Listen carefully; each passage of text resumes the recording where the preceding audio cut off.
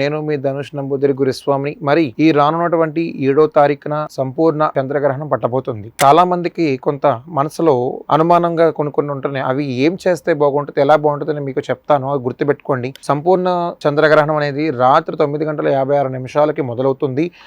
మరలా మళ్ళీ 1:25 ముగినుంది ఆ సంపూర్ణ చంద్రగ్రహణం. కాబట్టి మీరు ప్రతి ఒక్కరు గర్భిణీ స్త్రీలు ఎవరైతే ఉన్నారో 3వ నెల దాటిన కానించి ఎవరైతే ఉన్నారో వారందరూ కూడా చాలా జాగ్రత్తగా వారికి ఆ 2-3 గంటలు కూడా కొంత అప్రమత్తంగా ఉండి వారి పట్ల శ్రద్ధతో చక్కగా చూసుకుంటే ఎవరైనా సరే చక్కగా సంపూర్ణటువంటి ప్రసవం కలుగుతుంది. చక్కగా సుపుత్రుడు కానీ కుమార్తె కానీ జన్మిస్తారు. ప్రతి ఒక్కరికి కూడా గమనించాల్సింది ఒకటే, ఆ చంద్రగ్రహణం రోజున చక్కగా ఉదయాన్నే దేవాలయం దర్శనం ప్రక్షాళన అయిన తర్వాత మీరు దేవాలయానికి వెళ్ళి ఆ దైవ దర్శనం చేసుకొని చక్కగా మీరు దర్భగడ్డితో గనక మీరు తల మీద శిరస్సు మీద పెట్టుకొని ఆ దర్భగడ్డతో స్నానం చేస్తే ఎలాలేని కీర్తి ప్రతిష్టలు పొందుతారు. సంపూర్ణ చంద్రగ్రహణం నుంచి విముక్తి కలుగుతుంది.